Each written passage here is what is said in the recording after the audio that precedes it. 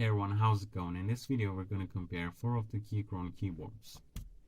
So one popular company that produces keyboard is known as Keychron. They often make specialized keyboards that are normally less common. They have a few different models that you can choose from, but they are well known for their K series. In this video we will be reviewing the K1, K2, K4 and K6 models. All Keychron models have wireless connectivity as well as Mac and Windows compatibility.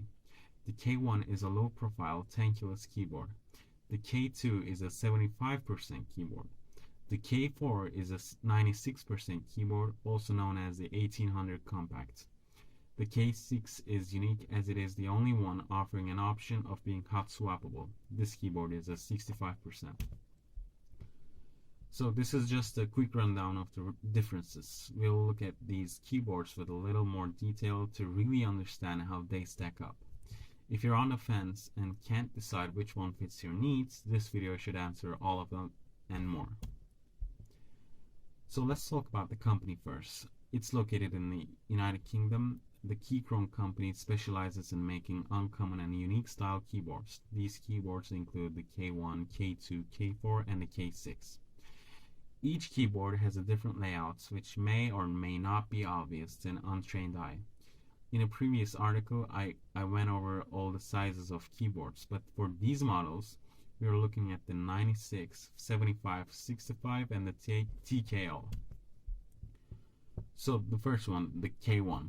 The K1 keyboard has a few options to choose from. For example, you could get it as a full size or as a tenkeyless keyboard. The smaller keyboard, of course, comes at a cheaper price.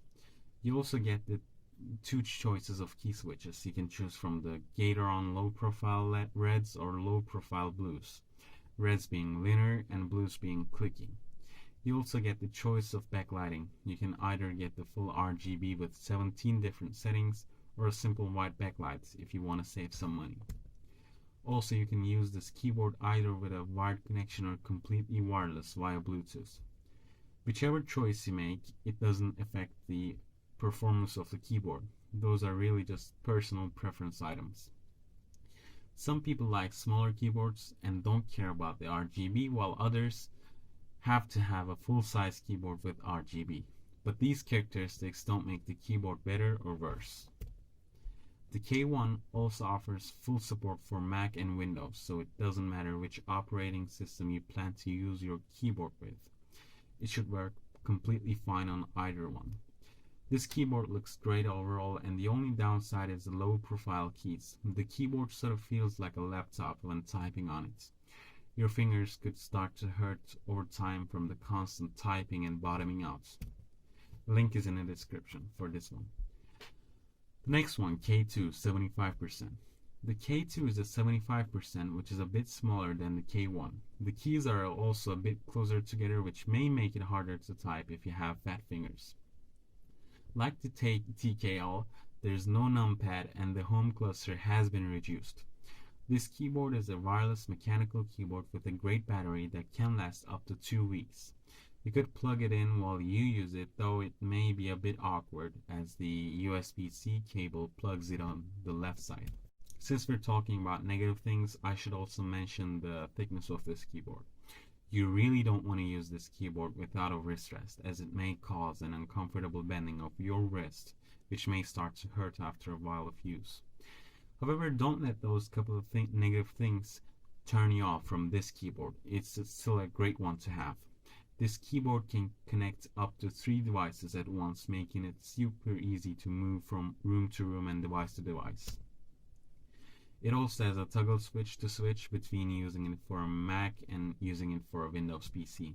This means you'll have no problems using this keyboard no matter which operating system you prefer. Link is in the description once again. The next one, K4 1800 Compact. The K4 offers a very unique style keyboard known as the 96% or the 1800.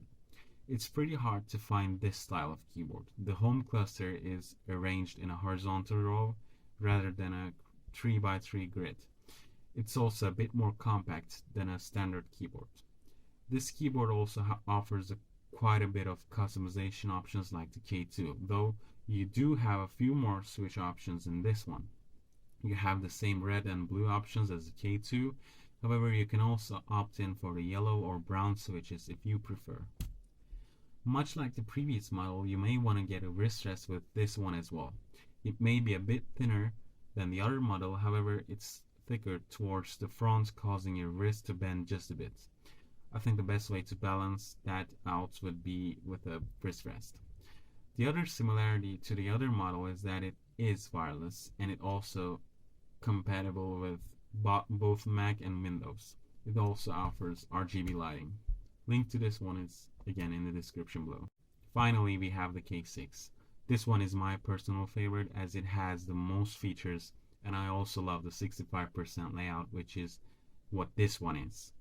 The 65 is very compact, removing the numpad and top function row, though it still has the dedicated arrow keys, which is a must-have for me and most people as well, obviously. The K6 has similar features as the K2 and K4 with a few other options. You can choose if you want a more heavy-duty aluminum case for a bit of extra, or go the cheaper route with a plastic case. The aluminum case will of course make the keyboard last longer, but it may be annoying to travel with or move it around as it's a bit heavier. However, if you plan to keep the keyboard pretty stationary, then the aluminum might be a good choice.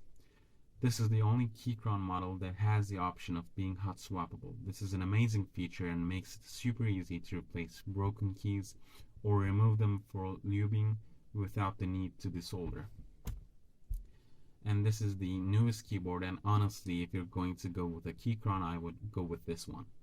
Make sure to look at 65% keyboards and make sure that the layout is something you will be comfortable with. Again, the link is in the description for this keyboard. So to conclude, now that we have compared the K1, K2, K4 and K6, it should be a bit easier to distinguish which one fits your personal needs. They all offer Windows and Mac compatibility and offer a wireless option. However, where they differ is with their customization options as well as their layouts. Each model progressively gets more and more customization options.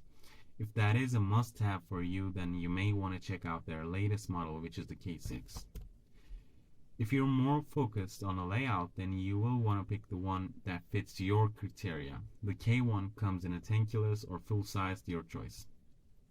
The K2 is a 75%, the K4 is an 1800 compact. Lastly, the K6 is a 65 keyboard. Hopefully this video helped you narrow down your choice and make a decision, or at the very least satisfy your curiosity. So thanks for watching, guys. For more guides and reviews, check out our website keyboardkings.com.